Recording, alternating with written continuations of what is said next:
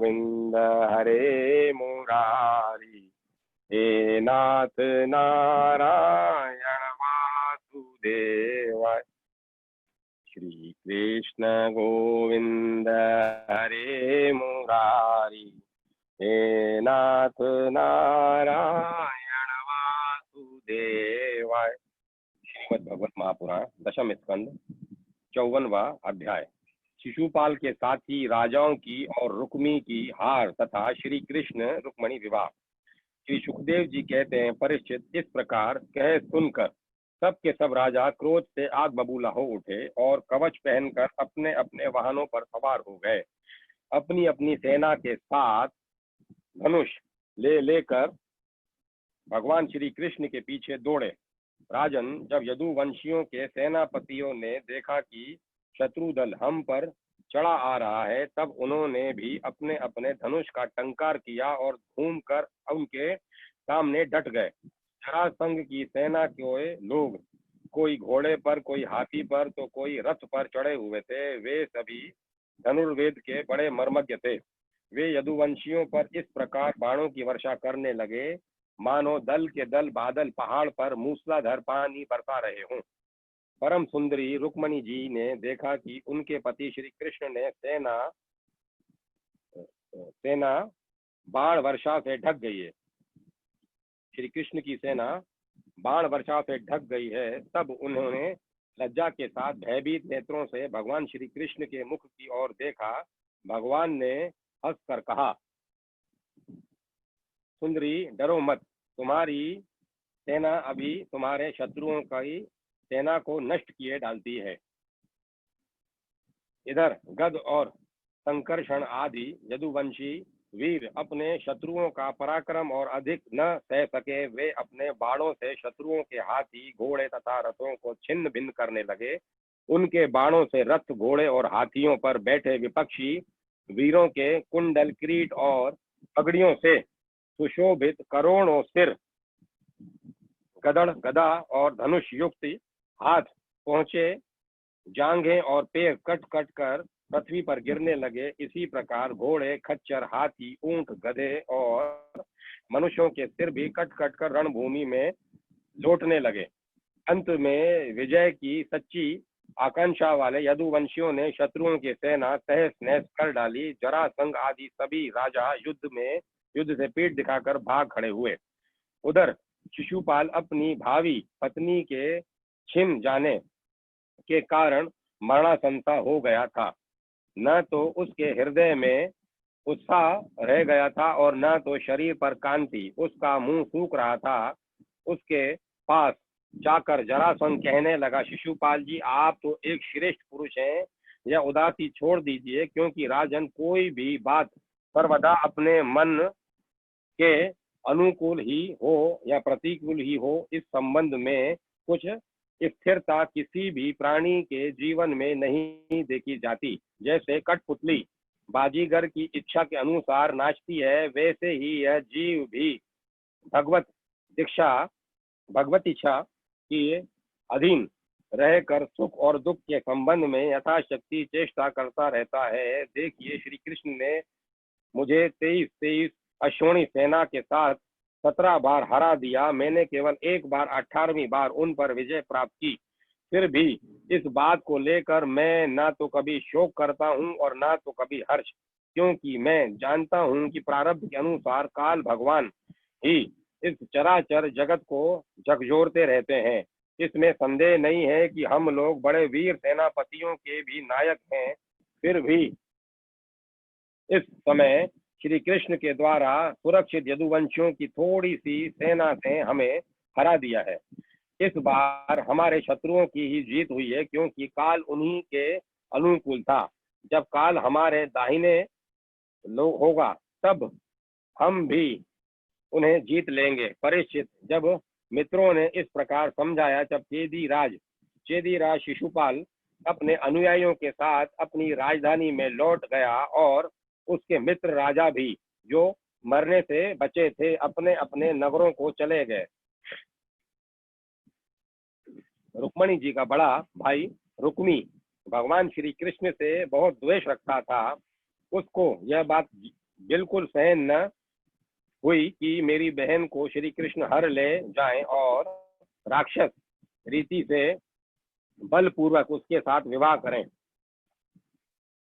रुक्मी बलि तो था ही, उसने एक अश्वनी सेना साथ ले ली और श्री कृष्ण का पीछा किया। महाबाहु रुक्मी क्रोध के मारे जल रहा था। उसने कवच पहनकर और धनुष धारण करके समस्त नरपतियों के सामने यह प्रतिज्ञा की, मैं आप लोगों के बीच में यह शपथ करता हूँ कि यदि मैं युद्ध में श्री कृष्ण को न मार सका और अपनी बहन रुक्मिणी को न लौटा सका तो अपनी राजधानी कुंडिनपुर में प्रवेश नहीं करूंगा। परीक्षित यह कहकर वह रथ पर सवार हो गया और सारथी से बोला, जहाँ कृष्ण हो वहाँ शीघ्र से शीघ्र मेरा रथ ले चलो। आज मेरा उसके के साथ युद्ध होगा। आज मैं अपने तीखे बाणों से उस खोटी बुद्धि वाले ग्वाले के बलवीर्य का घमंड चूर चूर कर दूंगा। देखो तो उसका साहस, वह हमारी बहन को बलपूर्वक हर ले गया है। परीक्षित, रुक्मी की बुद्धि बिगड़ गई थी। वह भगवान के तेज प्रभाव को बिल्कुल नहीं जानता था। इसी से इस प्रकार बक बक कर बातें करता हुआ वह एक ही रथ से श्री कृष्ण के पास पहुंच गया। ललकारने लगा, खड़ा रहे, खड़ा रहे। उसने अपने धनुष को बलपूर्वक खींचकर भगवान श्री कृष्ण को 3 बाण मारे और कहा, एक क्षण मेरे सामने ठहर। यदुवंशियों के कुल कलंक, जैसे कौवा होम की सामग्री चुरा कर उड़ जाए, वैसे ही तू मेरी बहन को चुरा कर कहाँ भागा जा रहा है? अरे मंद, तू बड़ा मायावी और कपट युद्ध में कुशल है।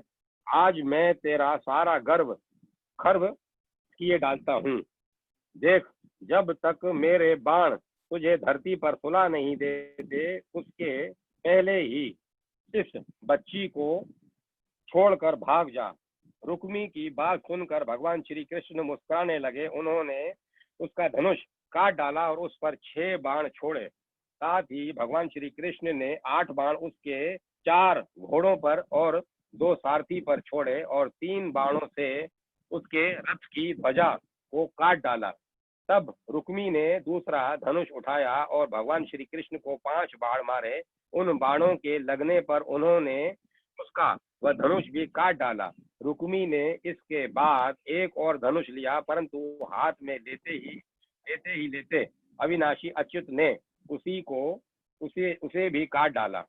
इस प्रकार रुक्मी ने परिग, पटे, शूल, ढाल, तलवार, शक्ति और तोमर जितने अस्त्र शस्त्र उठाए, उन सभी को भगवान ने प्रहार करने के पहले ही काट डाला।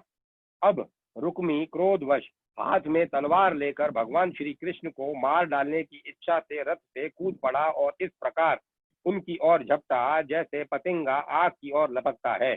जब भगवान ने देखा कि रुक्मी मुझ पर चोट करना चाहता है, तब उन्होंने अपने बाणों से उसकी ढाल तलवार को तिल तिल करके काट दिया और उसको मार डालने के लिए हाथ में तीखी तलवार निकाल ली। जब रुक्मिणी जी ने देखा कि ये तो हमारे भाई को अब मार ही डालना चाहते हैं, तब वे भय से विहल हो गई और अपने प्रियतम पति भगवान श्री कृष्ण के चरणों पर गिरकर करुण स्वर में बोली, देवताओं के भी आराध्य देव जगत पते, आप योगेश्वर हैं। आपके स्वरूप और इच्छाओं को कोई जान नहीं सकता। आप परम बलवान हैं, परंतु कल्याण स्वरूप भी तो हैं। प्रभु, मेरे भाई को मारना आपके योग्य काम नहीं है। श्री सुखदेव जी कहते हैं, रुक्मणी जी का एक एक अंग भय के मारे थर थर कांप रहा था। शोक की प्रबलता से मुंह सूख गया था, गला रुंध गया था। आतुरतावश सोने का हार गले से गिर पड़ा था और उसी अवस्था में वे भगवान के चरण कमल पकड़े हुई थी। परम दयालु भगवान उन्हें भयभीत देखकर करुणा से द्रवित हो गए। उन्होंने रुक्मी को मार डालने का विचार छोड़ दिया। फिर भी रुक्मी उनके अनिष्ट की चेष्टा से विमुख न हुआ। तब भगवान श्री कृष्ण ने उसको उसी के दुपट्टे से बांध दिया और उसकी दाढ़ी, मूछ तथा केश कई जगह से मूंड कर उसे कुरूप बना दिया। तब तक वह यदुवंशी वीरों ने शत्रु की अद्भुत सेना को तहस नहस कर डाला, ठीक वैसे ही जैसे हाथी कमल वन को रोन डालता है। फिर वे लोग उधर से लौटकर श्री कृष्ण के पास आए तो देखा कि रुक्मी दुपट्टे से बंधा हुआ अधमरी अवस्था में पड़ा हुआ है। उसे देखकर सर्वशक्तिमान भगवान बलराम जी को बड़ी दया आई और उन्होंने उसके बंधन खोलकर उसे छोड़ दिया तथा श्री कृष्ण से कहा, कृष्ण, तुमने यह अच्छा नहीं किया। यह निंदित कार्य हम लोगों के योग्य नहीं है। अपने संबंधी की दाढ़ी मूछ मूंड कर उसे कुरूप कर देना, यह तो एक प्रकार का वध ही है। इसके बाद बलराम जी ने रुक्मणी को संबोधन करके कहा, साध्वी, तुम्हारे भाई का रूप विकृत कर दिया गया है। यह सोचकर हम लोगों से बुरा न मानना, क्योंकि जीव को सुख दुख देने वाला कोई दूसरा नहीं है। उसे तो अपने ही कर्म का फल भोगना पड़ता है। अब श्री कृष्ण से बोले, कृष्ण यदि अपना सगा संबंधी वध करने योग्य अपराध करे तो भी अपने ही संबंधियों के द्वारा उसका मारा जाना उचित नहीं है। उसे छोड़ देना चाहिए। वह तो अपने अपराध से ही मर चुका है। मरे हुए को फिर क्या मारना। फिर रुक्मणी जी से बोले, साध्वी, ब्रह्मा जी ने क्षत्रियों का धर्म ही ऐसा बना दिया है कि सगा भाई भी अपने भाई को मार डालता है। इसीलिए यह शास्त्र धर्म अत्यंत शास्त्र धर्म शास्त्र धर्म अत्यंत घोर है। इसके बाद श्री कृष्ण से बोले, भाई कृष्ण, यह ठीक है कि जो लोग धन के नशे में अंधे हो रहे हैं और अभिमानी हैं, वे राज्य, पृथ्वी, पैसा, स्त्री, मान, तेज अथवा किसी और कारण से अपने बंधुओं का भी तिरस्कार कर दिया करते हैं। अब वे रुक्मणी जी से बोले, साध्वी, तुम्हारे भाई बंधु समस्त प्राणियों के प्रति दुर्भाव रखते हैं। हमने उनके मंगल के लिए ही उनके प्रति दंड विधान किया है। उसे तुम अज्ञानियों की भांति अमंगल मान रही हो। यह तुम्हारी बुद्धि की विषमता है। देवी, जो लोग भगवान की माया से मोहित होकर देह को ही आत्मा मान बैठते हैं, उन्हीं को ऐसा आत्ममोह होता है कि यह मित्र है, यह शत्रु है और यह उदासीन है। समस्त देहधारियों की आत्मा एक ही है और कार्य कारण से माया से उसका कोई संबंध नहीं है। जल और घड़ा आदि उपाधियों के भेद से जैसे सूर्य, चंद्रमा आदि प्रकाश युक्त पदार्थ और आकाश भिन्न भिन्न मालूम पड़ते हैं, परंतु हैं एक ही, वैसे ही मूर्ख लोग शरीर के भेद से आत्मा का भेद मानते हैं। यह शरीर आदि और अंत अंत वाला है।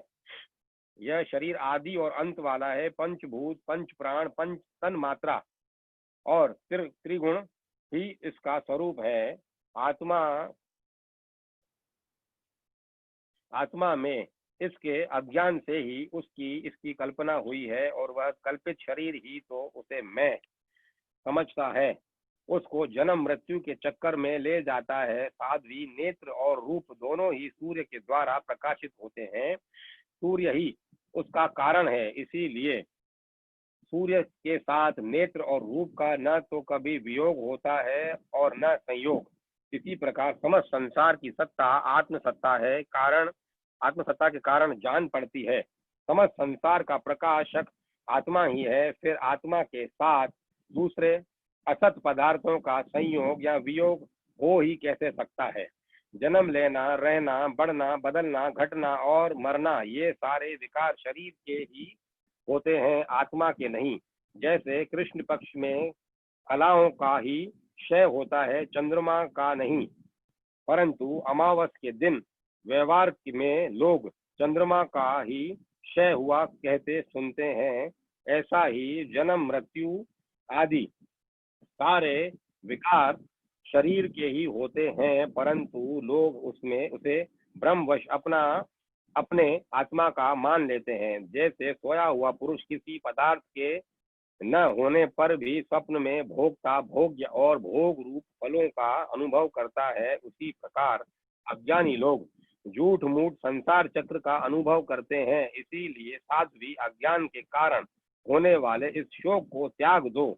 यह शोक अंतःकरण को मुरझा देता है, मोहित कर देता है। इसीलिए इसे छोड़कर तुम अपने स्वरूप में स्थित हो जाओ। श्री सुखदेव जी कहते हैं, परीक्षित, जब बलराम जी ने इस प्रकार समझाया, तब परम सुंदरी रुक्मणी ने अपने मन का मैल मिटाकर विवेक बुद्धि से उसका समाधान किया। रुक्मी की सेना और उसके तेज का नाश हो चुका था, केवल प्राण बच रहे थे।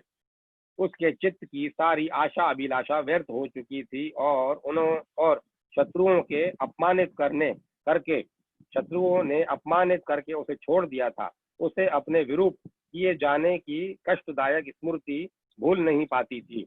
अतः उसने अपने रहने के लिए भोजकट नाम की एक बहुत बड़ी नगरी बसाई। उसने पहले ही यह प्रतिज्ञा कर ली थी कि दुर्बुद्धि कृष्ण को मारे बिना और अपनी छोटी बहन को लौटाए बिना मैं कुंडिनपुर में प्रवेश नहीं करूंगा। इसीलिए क्रोध करके वह वहीं रहने लगा।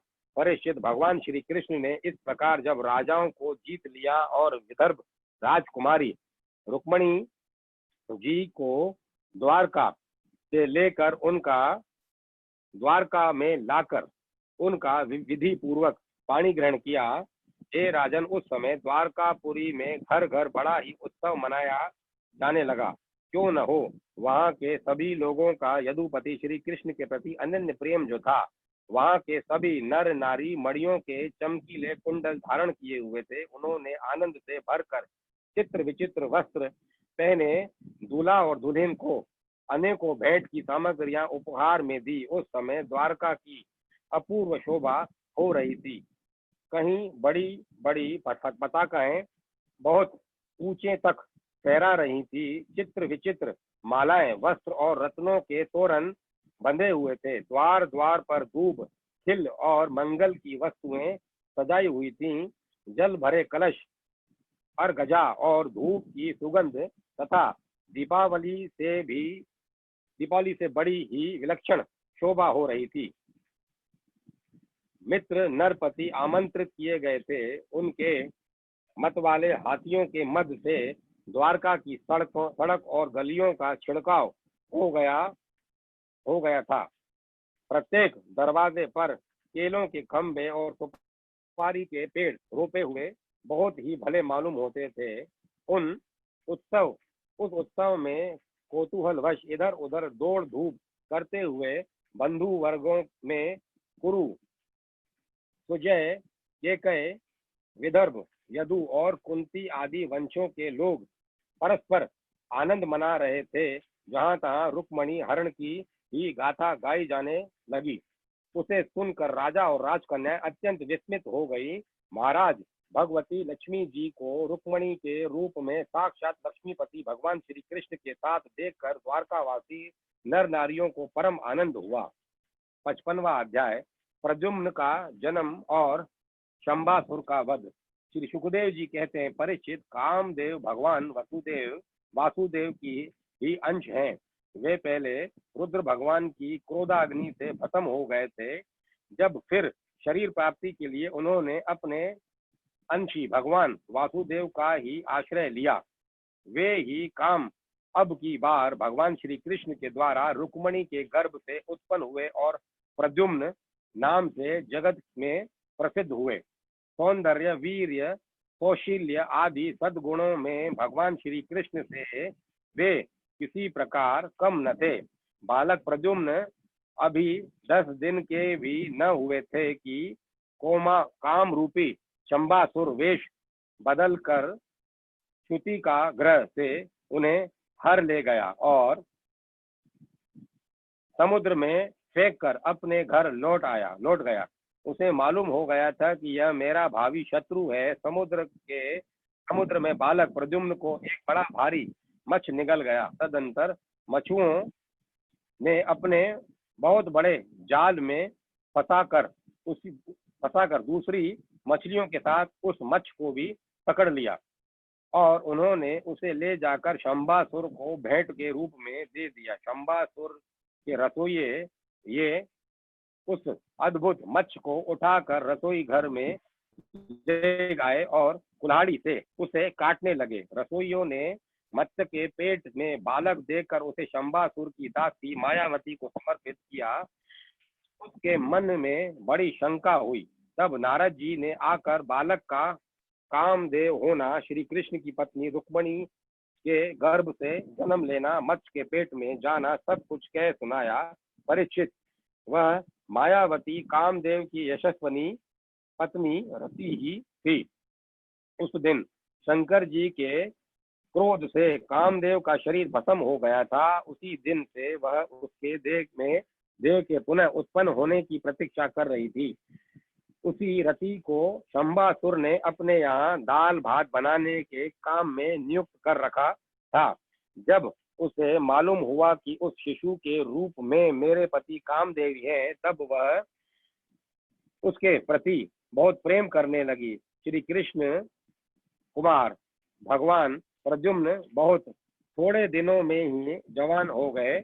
उनका रूप लावण्य इतना अद्भुत था कि जो स्त्रियां उनकी ओर देखती, उनके मन में श्रृंगार रस का उद्दीपन हो जाता। कमल दल के समान कोमल और विशाल नेत्र, घुटनों तक लंबी लंबी बाहें और मनुष्य लोक में सबसे सुंदर शरीर। रति सलज हास्य के साथ बोह मटका कर उनकी ओर देखती और प्रेम से भरकर स्त्री पुरुष संबंधी भाव व्यक्त करती हुई उनकी सेवा शुश्रूषा में लगी रहती। श्री कृष्ण नंदन भगवान प्रद्युम्न ने उसके भावों में परिवर्तन देखकर कहा, देवी तुम तो मेरी माँ के समान हो, तुम्हारी बुद्धि उल्टी कैसे हो गई? मैं देखता हूँ कि तुम माता का भाव छोड़कर कामनी के समान हाव भाव दिखा रही हो। रति ने कहा, प्रभु आप स्वयं भगवान नारायण के पुत्र हैं। शंबासुर आपको सती का ग्रह से चुरा लाया था। आप मेरे पति स्वयं कामदेव हैं और मैं आपकी सदा की धर्म पत्नी रति हूँ। मेरे स्वामी, जब आप 10 दिन के भी न थे, तब इस शंबासुर ने आपको हर कर समुद्र में डाल दिया था। वहां एक मत्स्य आपको निगल गया और उसी के पेट में आप यहाँ मुझे प्राप्त हुए। यह शंबासुर सैकड़ों प्रकार की माया जानता है। इसको अपने वश में कर लेना या जीत लेना बहुत ही कठिन है। आप अपने इस शत्रु को मोहन आदि माया के द्वारा नष्ट कर डालिए। स्वामिन, अपनी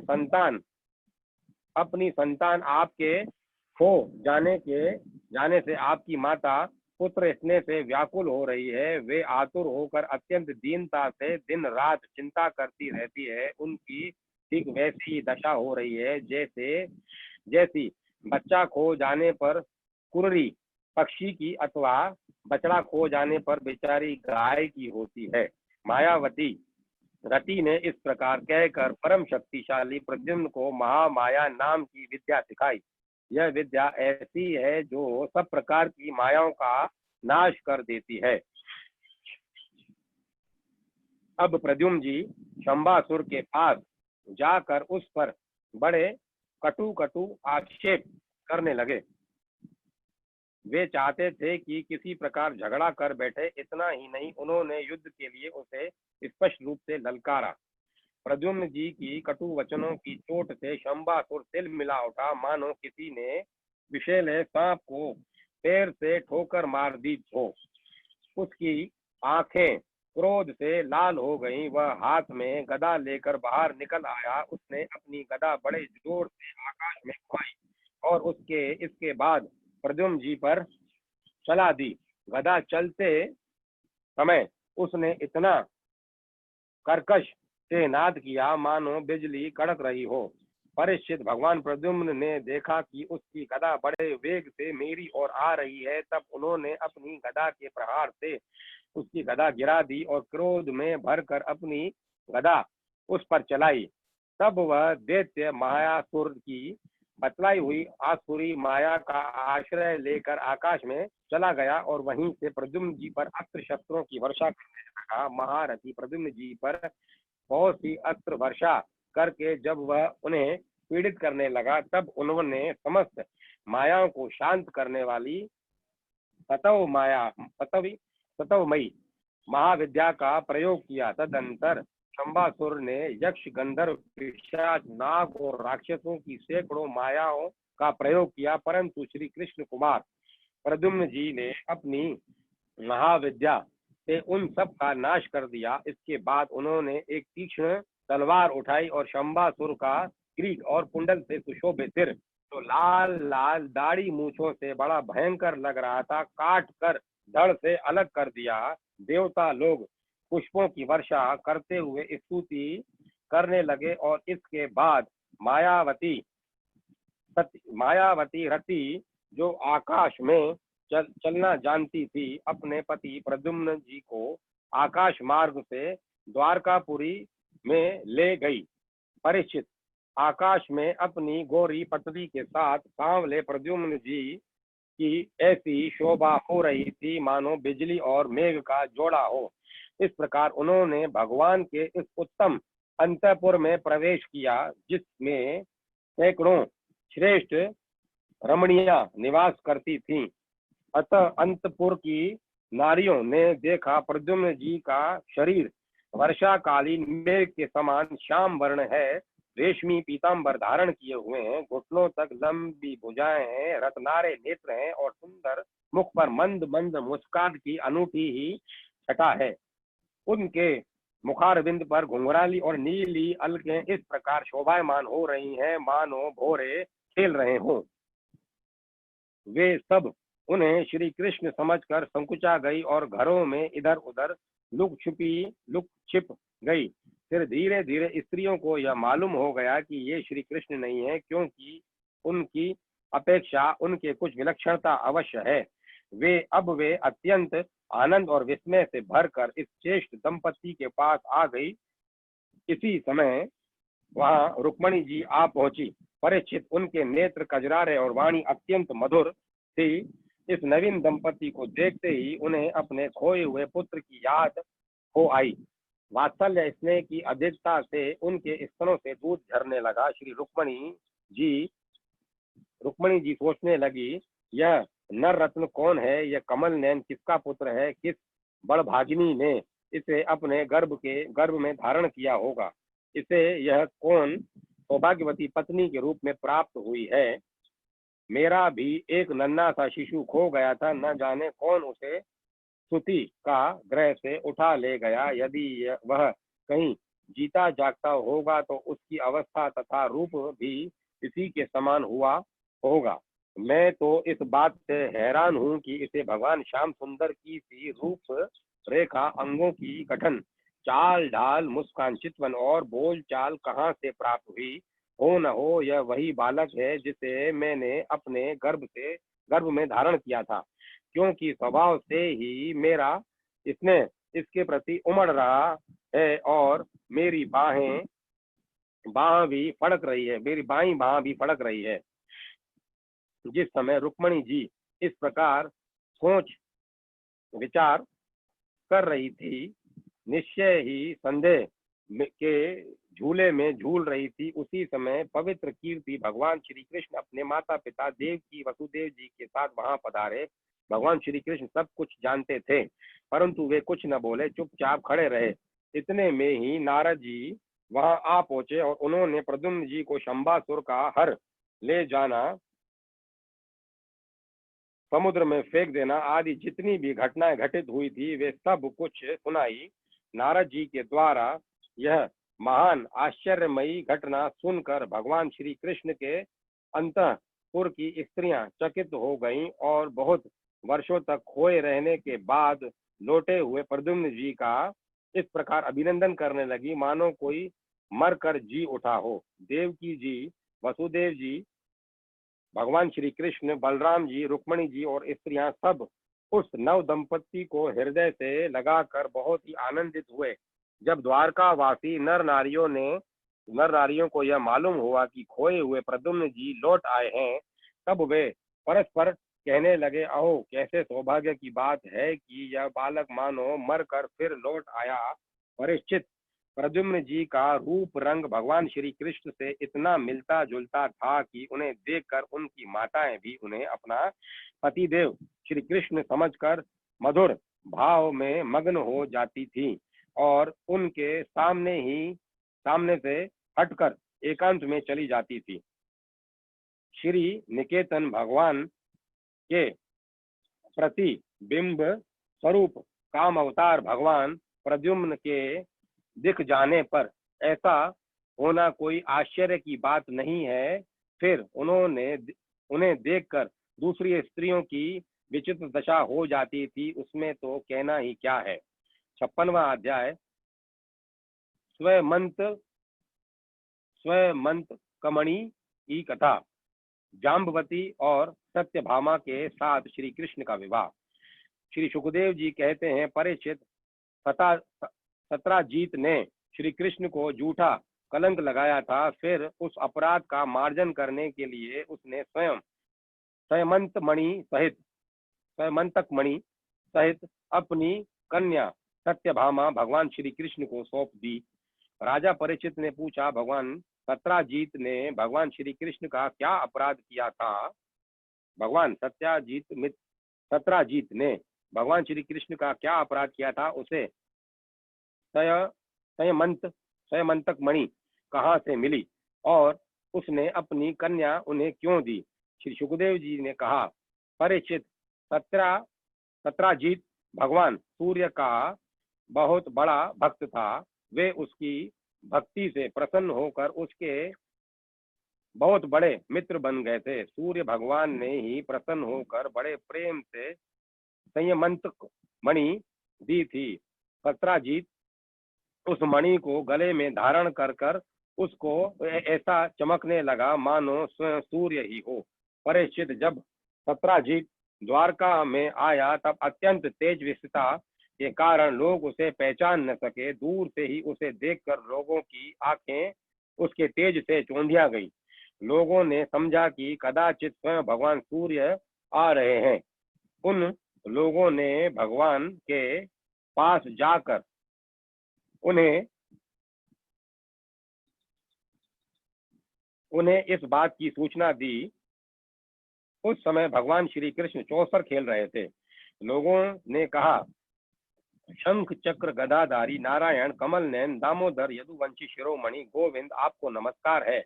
जगदीश्वर, देखिए, अपनी चमकीली किरणों से लोगों के नेत्रों को चौंधियाते हुए प्रचंड रश्मि भगवान सूर्य आपका दर्शन करने आ रहे हैं। प्रभु, सभी श्रेष्ठ देवता त्रिलोकी में आपकी प्राप्ति का मार्ग ढूंढते रहते हैं, किंतु उसे पाते नहीं। आज आप को यदुवंश में छिपा हुआ जानकर स्वयं सूर्य नारायण आपका दर्शन करने आ रहे हैं। श्री सुखदेव जी कहते हैं, परीक्षित, अनजान पुरुषों की यह बात सुनकर कमल नयन भगवान श्री कृष्ण हंसने लगे। उन्होंने कहा, अरे, ये सूर्यदेव नहीं है, यह तो सत्राजीत है, जो मणि के कारण इतना चमक रहा है। इसके बाद सत्राजीत अपने समृद्ध घर में चला आया। घर पर उसके शुभागमन के उपलक्ष्य में मंगल उत्सव मनाया जा रहा था। उसने ब्राह्मणों के द्वारा संयमंतक मणि को एक दिव्य मंदिर में स्थापित करा दिया। परीक्षित, वह मणि प्रतिदिन 8 बार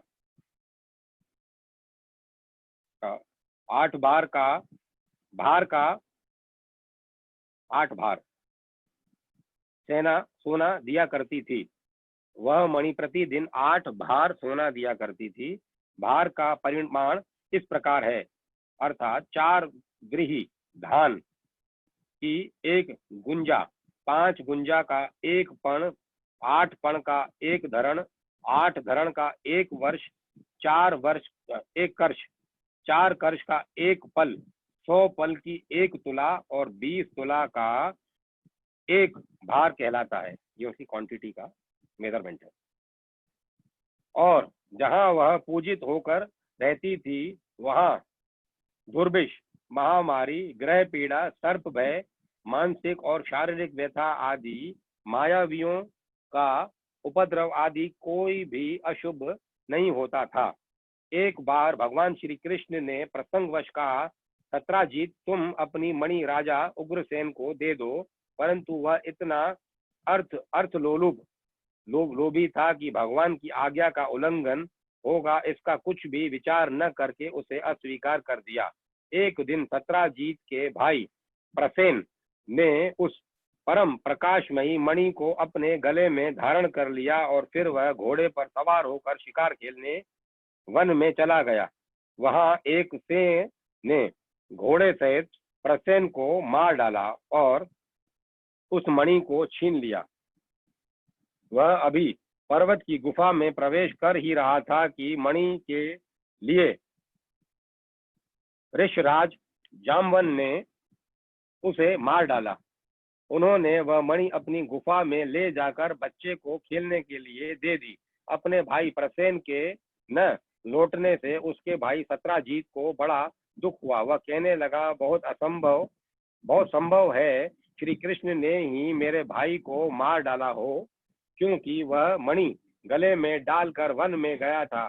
सत्राजीत की यह बात सुनकर लोग आपस में कानाफूसी करने लगे। जब भगवान श्री कृष्ण ने सुना कि यह कलंक का टीका मेरे ही सिर लगाया जा रहा है, तब वे उसे धो बहाने के उद्देश्य से नगर के कुछ सभ्य पुरुषों को साथ लेकर प्रसेन को ढूंढने के लिए वन में गए। वहां खोजते खोजते लोगों ने देखा कि घोर जंगल में सिंह ने प्रसेन और उसके घोड़े को मार डाला है। जब वे लोग सिंह के पैरों का चिन्ह देखते हुए आगे बढ़े, तब उन लोगों ने यह भी देखा कि पर्वत पर एक रीछ ने सिंह को मार डाला है। भगवान श्री कृष्ण ने सब लोगों को बाहर ही बिठा दिया और अकेले ही घोर अंधकार से भरी हुई ऋषराज की भयंकर गुफा में प्रवेश किया।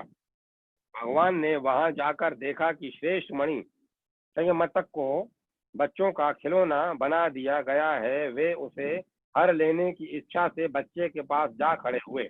उस गुफा में एक अपरिचित मनुष्य को देखकर बच्चे की धाय भयभीत की भांति चिल्ला उठी।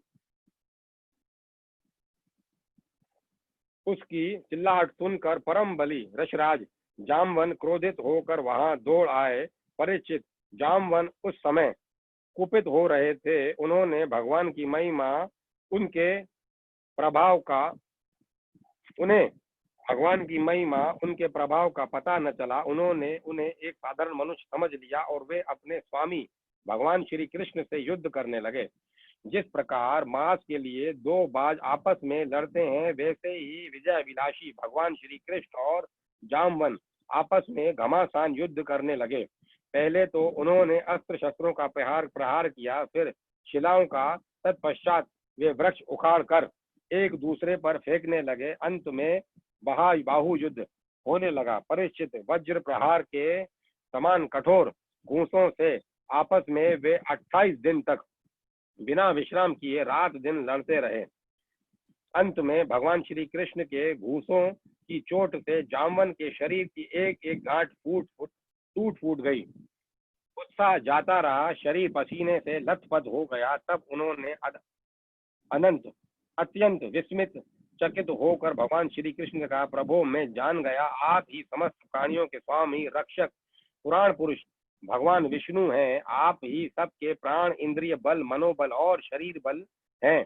आप विश्व के रचयिता, ब्रह्मा आदि को भी बनाने वाले हैं। बनाए हुए पदार्थों में भी सत्ता रूप से आप ही विराजमान है। काल के जितने भी अवयव हैं, उनके नियामक परम काल आप ही हैं और शरीर भेद से भिन्न भिन्न प्रतीयमान अंतर आत्माओं के परम आत्मा भी आप ही हैं। प्रभु मुझे स्मरण है, आपने अपने नेत्रों में तनिक सा क्रोध का भाव लेकर तिरछी दृष्टि से समुद्र की ओर देखा था। उस समय समुद्र के अंदर रहने वाले बड़े बड़े नाग, घड़ियाल और मगरमच्छ क्षुब्ध हो गए थे और समुद्र ने आपको मार्ग दे दिया था।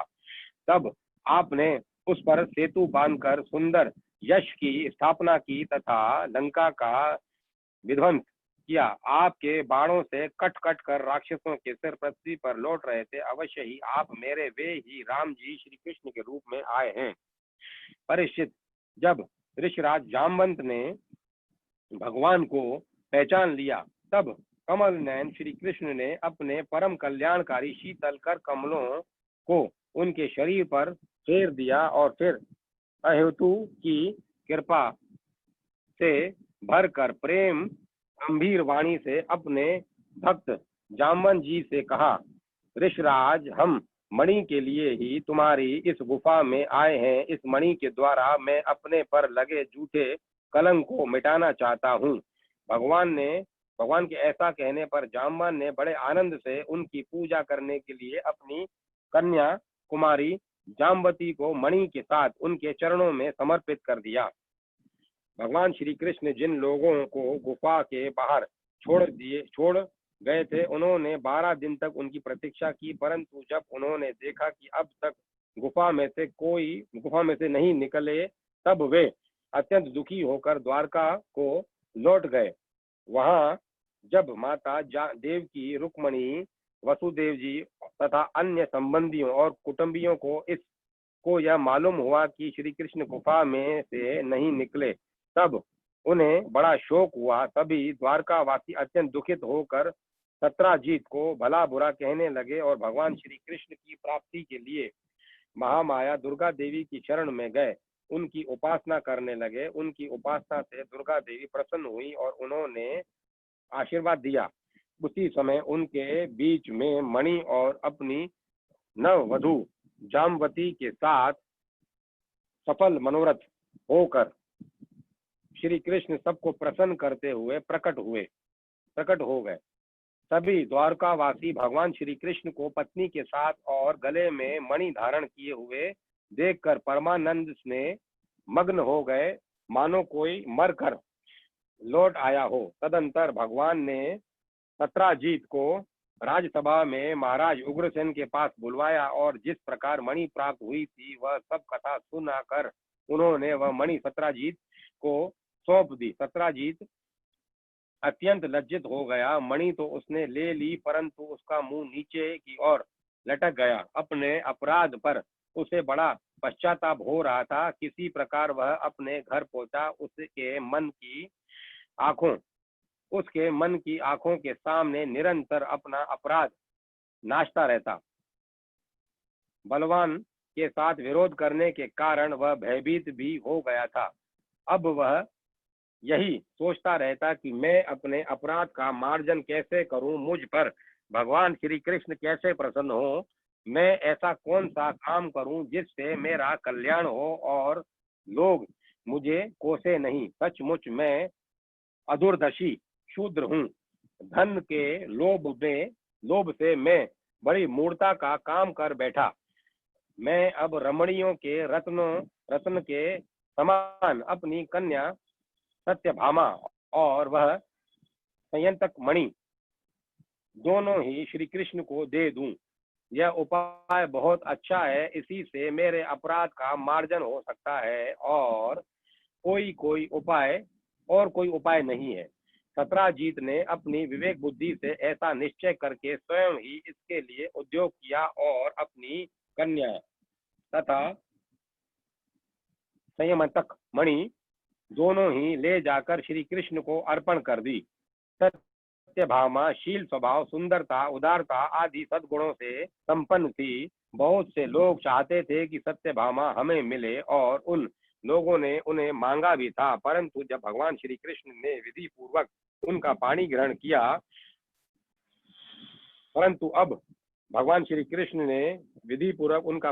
किया परीक्षित, भगवान श्री कृष्ण ने सत्राजीत से कहा, हम संयमतक मणि न लेंगे। आप सूर्य भगवान के भक्त हैं, इसीलिए वह आपके ही पास रहे। हम तो केवल उसके फल के अर्थात उससे निकले हुए सोने के अधिकारी हैं, वही आप हमें दे दिया करें। 57वां अध्याय। संयमतक हरण शतधन्वा का उद्धार और अक्रूर जी को फिर से द्वारका बुलाना। श्री सुखदेव जी कहते हैं, परीक्षित, यद्यपि भगवान श्री कृष्ण को इस बात का पता था कि लाक्षागृह की आग से पांडवों का बाल भी बाका नहीं हुआ है, तथापि जब उन्होंने सुना कि कुंती और पांडव जल मरे तब उस समय कुल परम्परोचित व्यवहार करने के लिए वे बलराम जी के साथ हस्तिनापुर गए। वहां जाकर भीष्म पितामह, कृपाचार्य, विदुर, गांधारी और द्रोणाचार्य से मिलकर उनके साथ संवेदना सहानुभूति प्रकट की और उन लोगों से कहने लगे, हाय हाय, यह तो बड़े ही दुख की बात हुई। भगवान श्री कृष्ण के हस्तिनापुर चले जाने से द्वारका में अक्रूर और कृतवर्मा को अवसर मिल गया। उन लोगों ने शतधन्वा से आकर कहा, तुम सत्राजीत से मणि क्यों नहीं छीन लेते। भगवान श्री कृष्ण हस्तिनापुर चले जाने से द्वारका में अक्रूर और कृतवर्मा को अवसर मिल गया। उन लोगों ने शतधन्वा से आकर कहा, तुम सत्राजीत से मणि क्यों नहीं छीन लेते। सत्राजीत ने अपनी श्रेष्ठ कन्या सत्यभामा का विवाह हमसे करने का वचन किया था और अब उसने हम लोगों का तिरस्कार करके उसे श्री कृष्ण के साथ ब्याह दिया।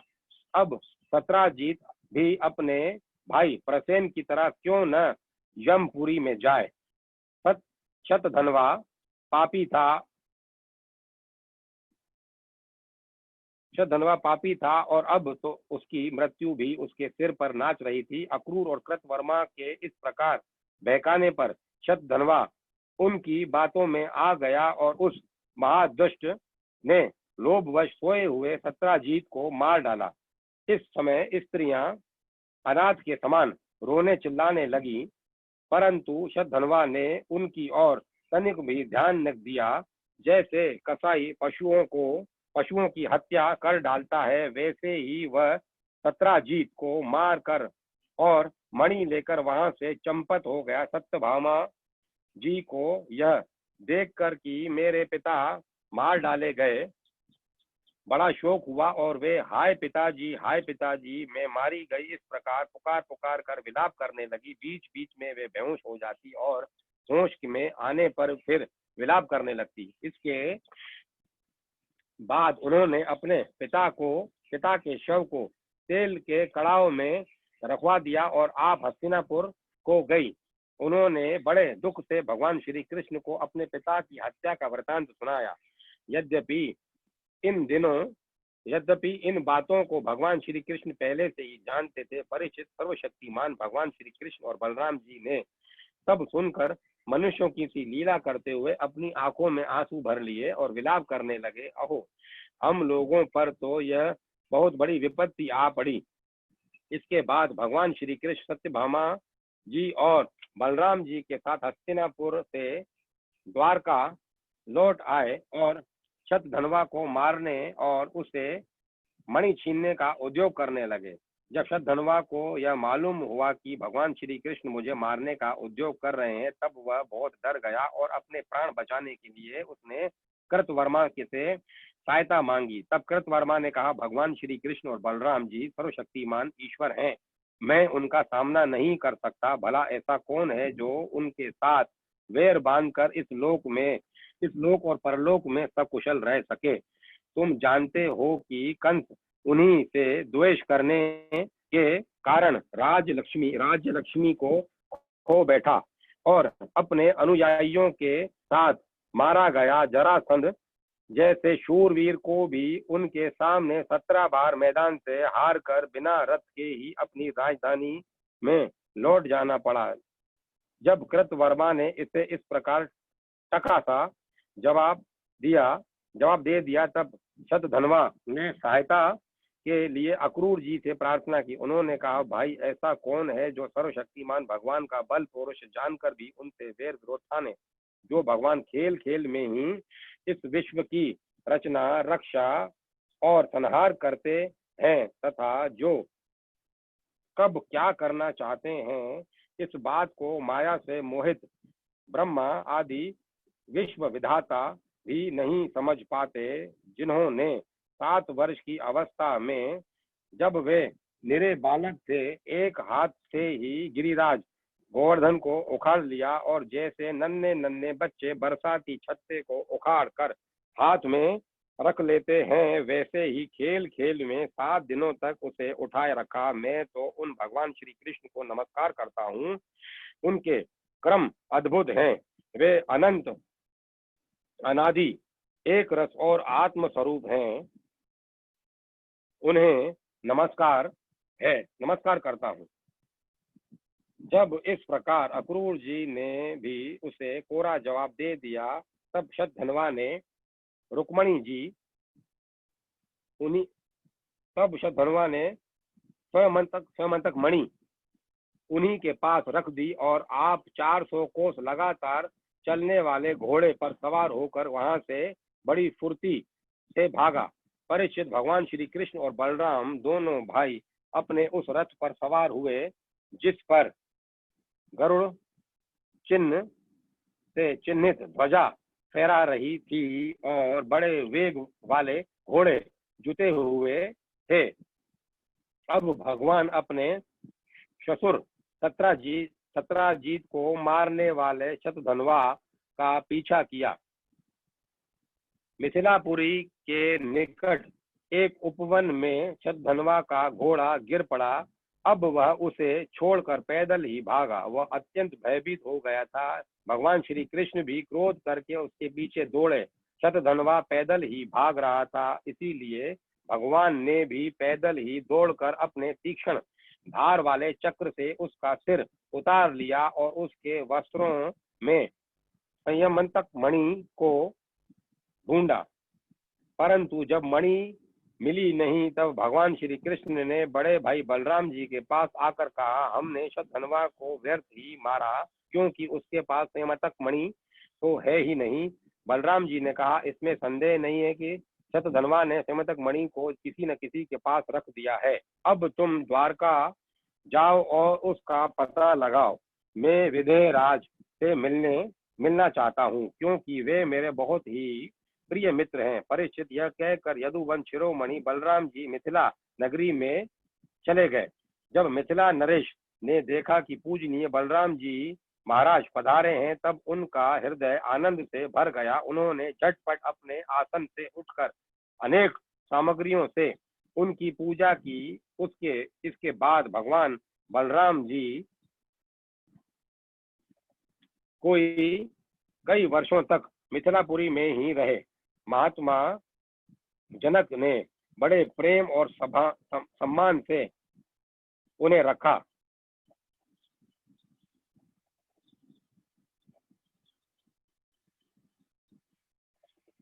इसके बाद समय पर धृतराष्ट्र के पुत्र दुर्योधन ने बलराम जी से गदा युद्ध की शिक्षा ग्रहण की।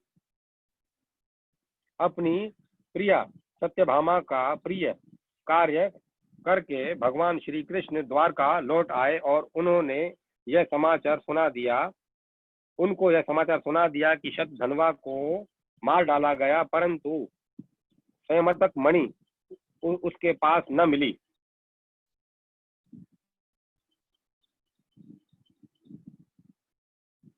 इसके बाद उन्होंने भाई बंधुओं के साथ अपने ससुर सत्राजीत जी के वे सब औधर्य देविक क्रिया करवाई, जिनसे मृतक प्राणी का परलोक सुधरता है। अक्रूर और कृतवर्मा ने शतधनवा को सत्राजीत के वध के लिए उत्तेजित किया था। इसीलिए जब उन्होंने सुना कि भगवान श्री कृष्ण ने शतधनवा को मार डाला है, तब वे अत्यंत भयभीत होकर द्वारका से भाग खड़े हुए। परीक्षित, कुछ लोग ऐसा मानते हैं कि अक्रूर के द्वारका से चले जाने पर द्वारका वासियों को बहुत प्रकार के अनिष्ट और अरिष्टों का सामना करना पड़ा।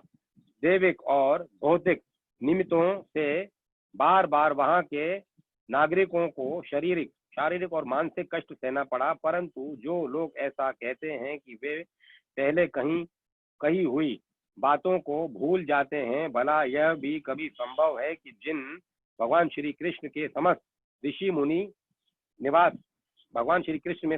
मुनि निवास करते हैं, उनके निवास स्थान द्वारका में उनके रहते कोई उपद्रव खड़ा हो जाए। उस समय नगर के बड़े बूढ़े लोगों ने कहा, एक बार काशी नरेश के राज्य में वर्षा नहीं हो रही थी, सूखा पड़ गया था। तब उन्होंने अपने राज्य में आए हुए अक्रूर जी के पिता शफलक को अपनी पुत्री गांधनी ब्याही दी। तब उस प्रदेश में वर्षा हुई। अक्रूर भी शफलक के ही पुत्र हैं और उनका प्रभाव भी वैसा ही है। इसीलिए जहाँ जहाँ अक्रूर रहते हैं वहाँ वहाँ खूब वर्षा होती है और किसी प्रकार का कष्ट और महामारी आदि उपद्रव नहीं होते। परीक्षित, उन लोगों की बात सुनकर भगवान ने सोचा कि इस उपद्रव का यही कारण है। यह जानकर श्री भगवान ने दूत भेजकर अक्रूर जी को ढूंढवाया और आने पर उनसे बातचीत की। भगवान ने उनका खूब स्वागत सत्कार किया और मीठी मीठी प्रेम की बातें कहकर उनसे संभाषण किया।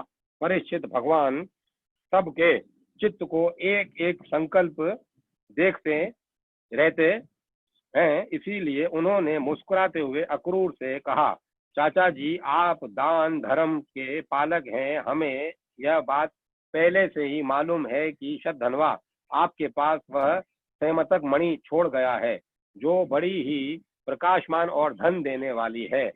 आप जानते ही हैं कि सत्यजीत के कोई पुत्र नहीं है। इसीलिए उनकी लड़की के लड़के उनके नाती ही उन्हें तिलांजलि और पिंडदान करेंगे, इसका ऋण चुकाएंगे और जो कुछ बच रहेगा उसके उत्तराधिकारी होंगे। इस प्रकार शास्त्रीय दृष्टि से यद्यपि संयमतक मणि हमारे पुत्रों को ही मिलनी चाहिए, तथापि वह मणि आपके ही पास रहे, क्योंकि आप बड़े व्रतनिष्ठ और पवित्र आत्मा हैं तथा दूसरों के लिए उस मणि को रखना अत्यंत कठिन भी है। परंतु हमारे सामने एक बहुत ही कठिनाई यह आ गई है कि हमारे बड़े भाई बलराम जी मणि के संबंध में मेरी बात का पूरा विश्वास नहीं करते। इसीलिए महाभाग्यवान अक्रूर जी, आप वह मणि दिखाकर हमारे इष्ट मित्र बलराम जी, सत्यभामा और जामवती का संदेह दूर कर दीजिए और उनके हृदय में शांति का संचार कीजिए। हमें पता है कि उसी मणि के प्रताप से आप लगातार ही ऐसे यज्ञ करते रहते हैं जिनमें सोने की वेदियां बनती हैं। परीक्षित, जब भगवान श्री कृष्ण ने इस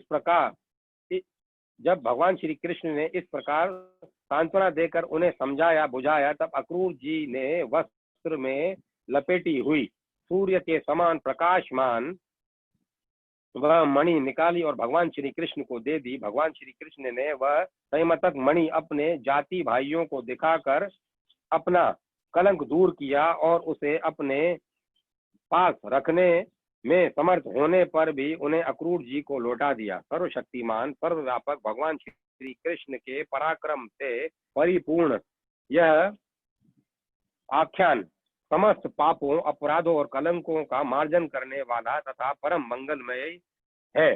जो इसे पढ़ता सुनता अथवा स्मरण करता है वह सब प्रकार की अपकीर्ति और पापों से छूटकर शांति का अनुभव करता है। 58वां अध्याय, भगवान श्री कृष्ण की अन्यान्य विवाहों की कथा। पर श्री सुखदेव जी कहते हैं, परीक्षित, जब पांडवों का पता चल गया था कि वे लाक्षा भवन में जले नहीं है, एक बार भगवान श्री कृष्ण उनसे मिलने के लिए इंद्रप्रस्थ पधारे। इसके साथ उनके साथ सत्याकी आदि बहुत से यदुवंशी भी थे। जब वीर पांडवों ने देखा कि सर्वेश्वर भगवान श्री कृष्ण पधारे हैं तो जैसे प्राण का संचार होने पर सभी इंद्रियां सचेत हो जाती हैं, वैसे ही वे सब के सब एक साथ उठ खड़े हुए। वीर पांडवों ने भगवान श्री कृष्ण का आलिंगन किया। उनके अंग संग से इनके सारे पाप ताप धुल गए। भगवान की प्रेम भरी मुस्कुराहट से सुशोभित मुख सुषमा देखकर भगवान की प्रेम भरी मुस्कुराहट से सुशोभित मुख सुषमा देखकर वे आनंद से मग्न हो गए। भगवान श्री कृष्ण ने युधिष्ठिर और भीमसेन के चरणों में प्रणाम किया और अर्जुन को हृदय से लगाया। नकुल और सहदेव ने भगवान के चरणों की वंदना की। जब भगवान श्री कृष्ण शेष सिंहासन पर विराजमान हो गए तब परम सुंदरी श्याम वर्णा द्रौपदी, जो नव विवाहिता होने के कारण तनिक लज्जा रही थी, धीरे धीरे भगवान श्री कृष्ण के पास आई और उन्हें प्रणाम किया। पांडवों ने भगवान श्री कृष्ण के समान पांडवों ने भगवान श्री कृष्ण के समान ही वीर सत्याकी का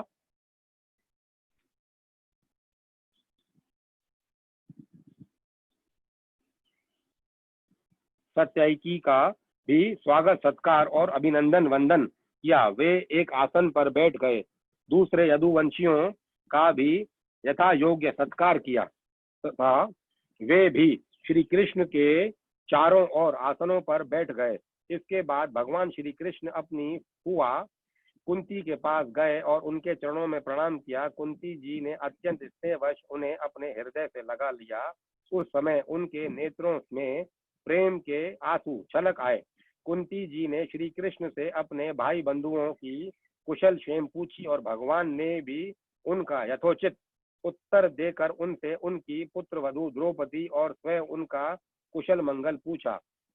उस समय प्रेम की विहलता से कुंती जी का गला रुंध गया था, नेत्रों से आंसू बह रहे थे। भगवान के पूछने पर उन्हें अपने पहले के कलेश पर कलेश याद आने लगे और वे अपने को बहुत संभलाकर, जिनका दर्शन समस्त कलेशों का अंत करने के लिए ही हुआ करता है, उस भगवान श्री कृष्ण से कहने लगी, श्री कृष्ण, जिस समय तुमने हम लोगों को अपना कुटुंबी संबंधी समझकर स्मरण किया और हमारा कुशल मंगल जानने के लिए भाई अक्रूर को भेजा, उसी समय हमारा कल्याण हो गया। हम अनाथों को भी तुमने सनाथ कर दिया। मैं जानती हूँ कि तुम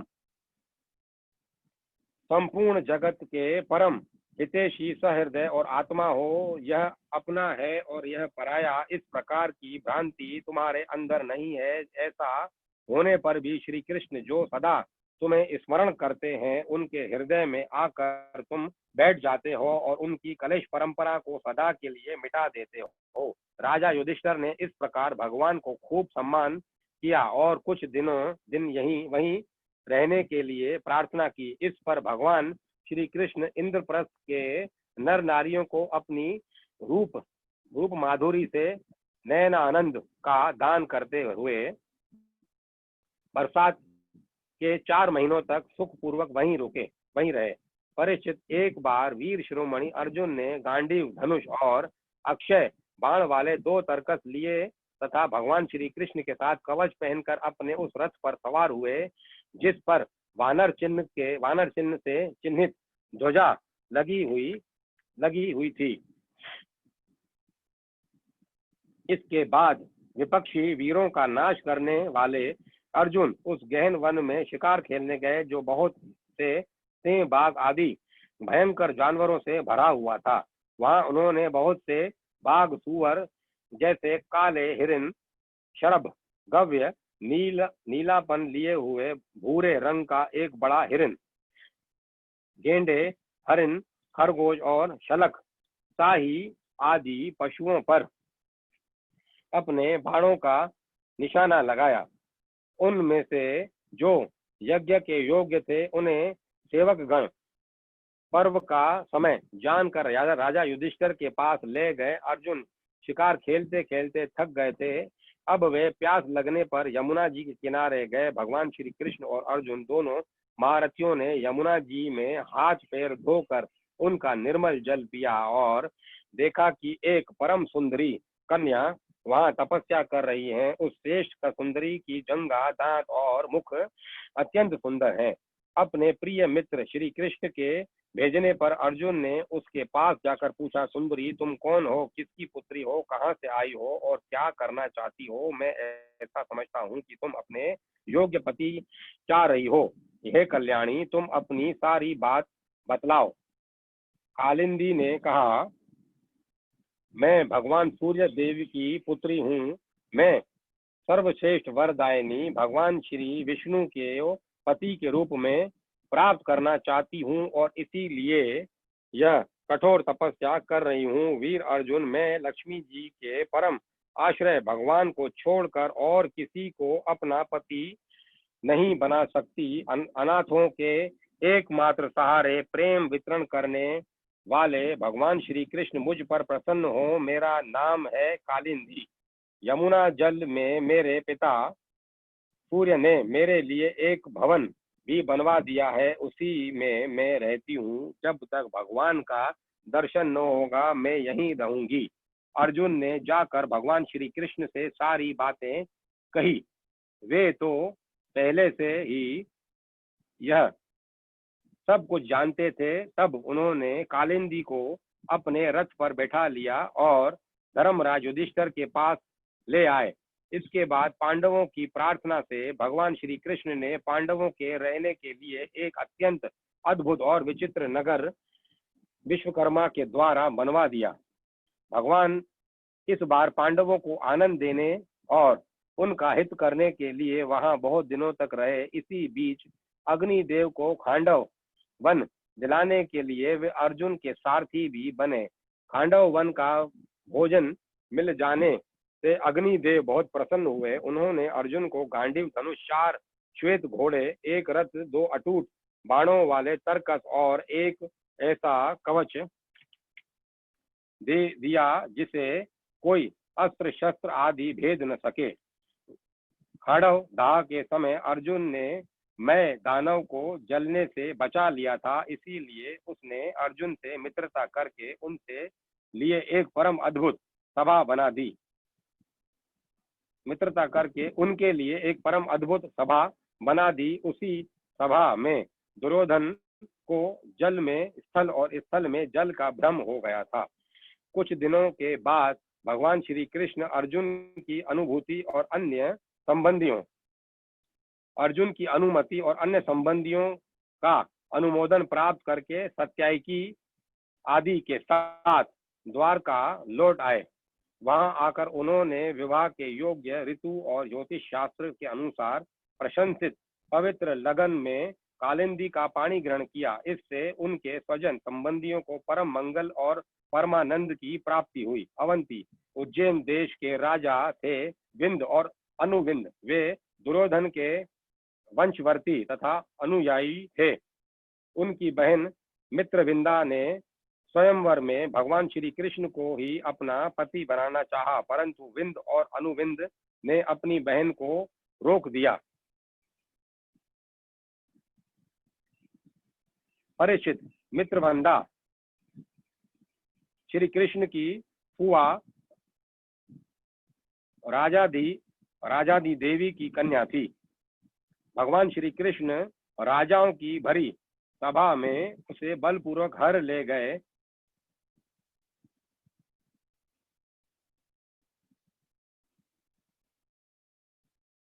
सब लोग अपना सा मुंह लिए देखते ही रह गए। परीक्षित, कौशल देश के राजा थे नग्नजीत। वे अत्यंत धार्मिक थे। उनकी परम सुंदरी कन्या का नाम था सत्या। नग्नजीत की पुत्री होने से वह नग्नाजीती भी कहलाती थी। परीक्षित, राजा की प्रतिज्ञा के अनुसार 7 दुर्दांत बैलों पर विजय प्राप्त न कर सकने के कारण कोई राजा उस कन्या से विवाह न कर सके, क्योंकि उनके सींग बड़े तीखे थे और वे बैल किसी वीर पुरुष की गंध भी नहीं सह सकते थे। जब यदुवंश शिरोमणि भगवान श्री कृष्ण ने यह समाचार सुना कि जो पुरुष इन बैलों को जीत लेगा उसे ही सत्या प्राप्त होगी, तब वे बहुत बड़ी सेना लेकर कौशलपुर अयोध्या पहुंचे। कौशल नरेश महाराज नग्नजीत ने बड़ी प्रसन्नता से उनकी अगवानी की और आसन आदि देकर बहुत बड़ी पूजा सामग्री से उनका सत्कार किया। भगवान श्री कृष्ण ने भी उनका बहुत बहुत अभिनंदन किया। राजा नग्नजीत की कन्या सत्या ने देखा कि मेरे चिर अभिलक्षित रमा रमण भगवान श्री कृष्ण यहाँ पधारे हैं।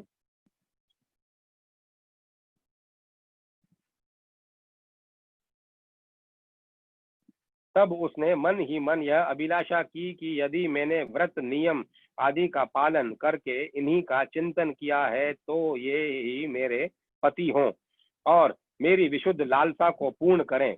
नग्नजीती सत्या मन ही मन सोचने लगी, भगवती लक्ष्मी, ब्रह्मा, शंकर और बड़े बड़े लोकपाल जिनके पद कम पंकज का पराग अपने सिर पर धारण करते हैं और जिन प्रभु ने अपनी बनाई हुई मर्यादा का पालन करने के लिए ही समय समय पर अनेकों लीला अवतार ग्रहण किए हैं, वे प्रभु मेरे किस धर्म, व्रत अथवा नियम से प्रसन्न होंगे? वे तो केवल अपनी कृपा से ही प्रसन्न हो सकते हैं। परीक्षित राजा नग्नजीत ने भगवान श्री कृष्ण की विधि पूर्वक अर्चा पूजा करके यह प्रार्थना की, जगत के एकमात्र स्वामी नारायण, आप अपने स्वरूपभूत आनंद से ही परिपूर्ण हैं और मैं हूँ एक तुच्छ मनुष्य, मैं आपकी क्या सेवा करूं?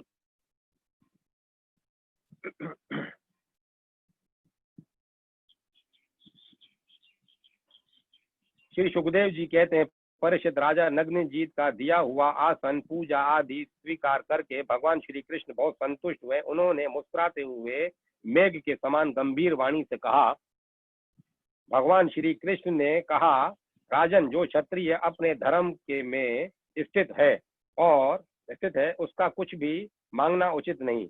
जो क्षत्रिय अपने धर्म में स्थित है उसका कुछ भी मांगना उचित नहीं। धर्मज्ञ विद्वानों ने उसके इस कर्म की निंदा की है, फिर भी मैं आपसे सौहार्द का, प्रेम का संबंध स्थापित करने के लिए आपकी कन्या चाहता हूँ। हमारे यहाँ इसके बदले में कुछ शुल्क देने की प्रथा नहीं है। राजा नग्नजीत ने कहा, प्रभु, आप समस्त गुणों के धाम है, एकमात्र आश्रय है। आपके वक्ष स्थल पर भगवती लक्ष्मी नित्य निरंतर निवास करती है। आपसे बढ़कर कन्या के लिए अभिष्ट वर भला और कौन सा हो सकता है? परंतु यदुवंशी शिरोमणे, हमने पहले ही इस विषय में एक प्रण कर लिया है। कन्या के लिए कौन सा वर उपयुक्त है, इसका बल पौरुष कैसा है, इत्यादि बातें जानने के लिए ही ऐसा किया गया है। वीर श्री कृष्ण, हमारे ये सातों बैल किसी के वश में न आने वाले और बिना सधाए हुए हैं। इन्होंने बहुत से राजकुमारों के अंगों को खंडित करके उनका उत्साह तोड़ दिया है। श्री कृष्ण, यदि इन्हें आप ही नाथ लें, अपने वश में कर लें, तो लक्ष्मीपते आप ही हमारी कन्या के लिए अभिष्ट वर होंगे। भगवान श्री कृष्ण ने राजा नग्नजीत का ऐसा प्रण सुनकर कमर में फेंट कस ली और अपने साथ रूप बनाकर खेल खेल में ही उन बैलों को नाथ लिया। इससे बैलों का घमंड चूर हो गया और उनका बल पौरुष भी जाता रहा। अब भगवान श्री कृष्ण उन्हें रस्सी बांधकर इस प्रकार खींचने लगे जैसे खेलते हुए नन्हा सा बालक काट के बैलों को घसीटता है। राजा नग्नजीत को बड़ा विस्मय हुआ। उन्होंने प्रसन्न होकर भगवान श्री कृष्ण को अपनी कन्या का दान कर दिया और सर्वशक्तिमान भगवान श्री कृष्ण ने भी अपने अनुरूप पत्नी सत्या का विधि पूर्वक पाणी ग्रहण किया। रानियों ने देखा कि हमारी कन्या को उसके अत्यंत प्यारे भगवान श्री कृष्ण ही पति के रूप में प्राप्त हो गए। उन्हें बड़ा आनंद हुआ और चारों ओर बड़ा भारी उत्साह मनाया जाने लगा। शंख ढोल नगारे बजने लगे। अब सब और गाना बजाना होने लगा। ब्राह्मण आशीर्वाद देने लगे। सुंदर वस्त्र, पुष्पों के हार और गहनों से सज धज कर नगर के नर नारी आनंद मनाने लगे। राजा नग्नजीत ने 10,000 गौवें और 3,000 ऐसी नव युवतियां दासियां जो सुंदर वस्त्र तथा गले में स्वर्ण हार पहने हुए थी, दहेज में दी।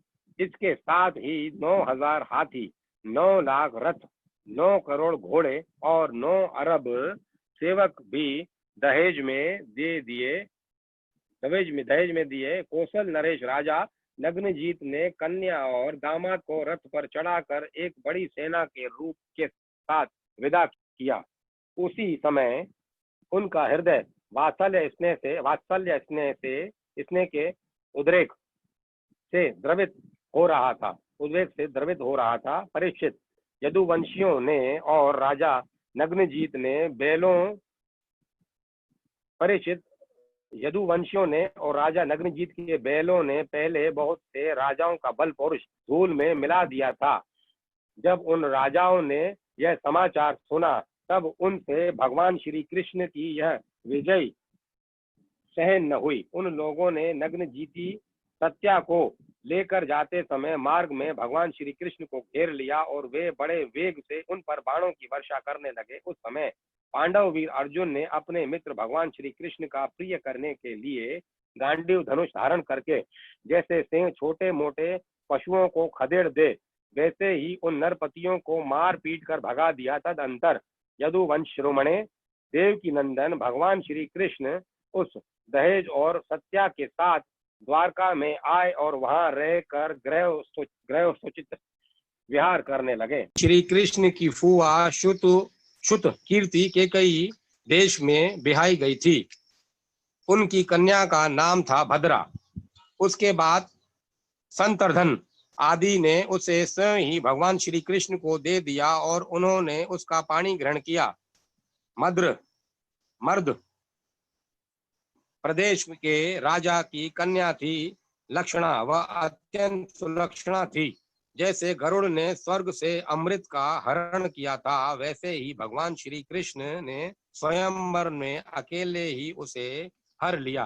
परीक्षित, इसी प्रकार भगवान श्री कृष्ण की और भी 17 सहस्त्रों स्त्रियां थी।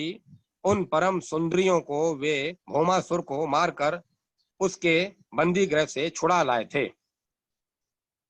59वां अध्याय भौमासुर का उद्धार और 16,100 राजकन्याओं के साथ भगवान का विवाह।